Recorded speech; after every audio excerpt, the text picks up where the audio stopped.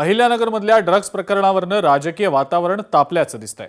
या ड्रग्ज प्रकरणामध्ये मोठे मासे असल्याचा सुजय विखे यांनी दावा केलेला आहे।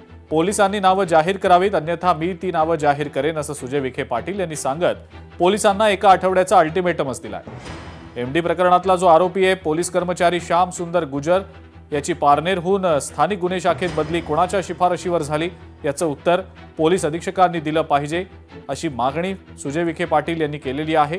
तसंच ड्रग्ज पारनेरमध्ये कुणाच्या घरी ठेवण्यात आलेलं होतं, जे 2 लोक यात सामील आहेत ते कुणाचे कार्यकर्ते आहेत हे देखील पोलिसांनी स्पष्ट केलं पाहिजे अशी मागणी सुद्धा सुजय विखेंनी केलेली आहे।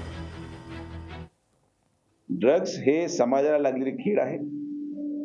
जो कोणी याला पाठबळ देत असेल, जनता सगळ्या आता गोष्टी हळूहळू खुल्या होतील।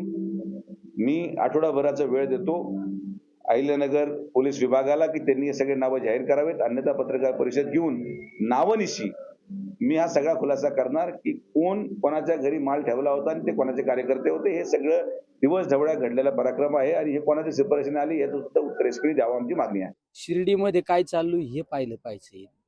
तुमचं तर इतकं म्हणजे केविलवाणी स्टेटमेंट होतं एक दिवस की शिर्डीतलं बाबांनी चालू केलेलं अन्नछत्र, त्या अन्नछत्रामुळे गुन्हेगारी वाढती, हे स्टेटमेंट तुमच्या तोंडून येतं।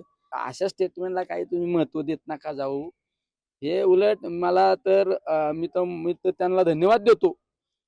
खरे माझे प्रचारक कोण असतील ना तर ते माझे खरे प्रचारक। लोकशाही मराठी ऐका, पहा, जागरूक रहा।